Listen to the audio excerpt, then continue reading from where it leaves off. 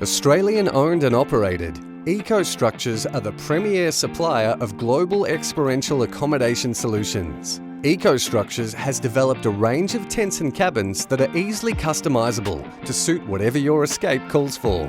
In this video, we are going to show the building of a 6.3 metre tent on a difficult site in Mudgee, New South Wales. When choosing your location for an eco tent or cabin, the site needs to be surveyed, taking into account the contours, site compaction and wind terrain. Often the wind turbulence on steep areas compared to flat areas is 2 to 3 times more powerful, and this will need to be considered in your planning phase.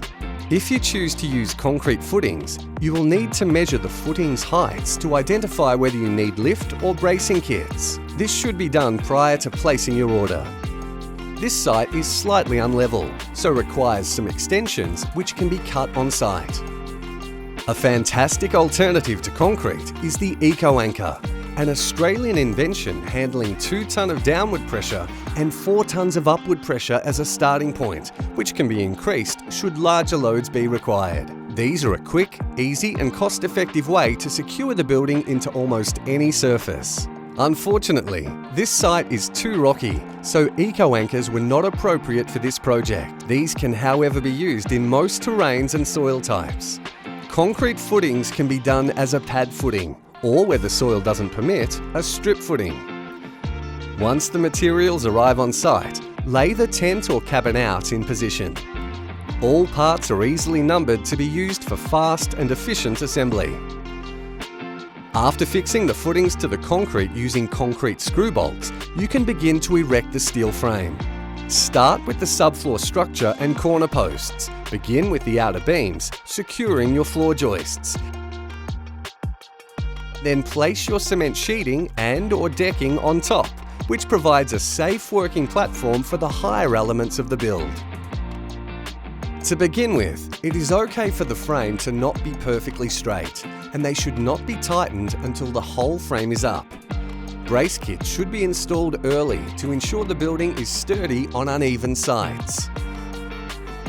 Once the frame is built, pull and straighten the building before rattling the bolts up and securing the structure.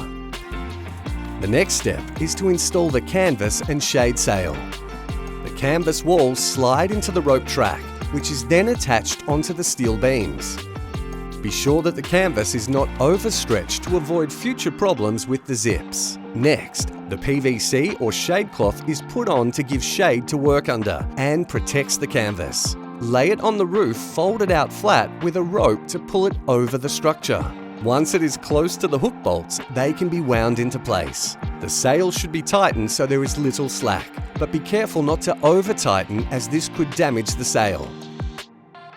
The next step is to install the ceiling, starting with the central threaded rod and then attaching each end of the ceiling to the upper beams.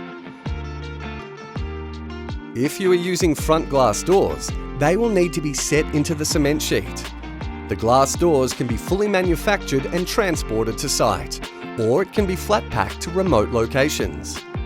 On site, the simple assembly drawings are used to build the frames. Once all the canvas is installed, it's time for the internal fittings. For example, vinyl plank flooring, further electrical and plumbing, and all the final fixtures. No matter the terrain or climate, EcoStructures' range of products robustly withstands what nature delivers: rain, wind, snow, or extreme heat.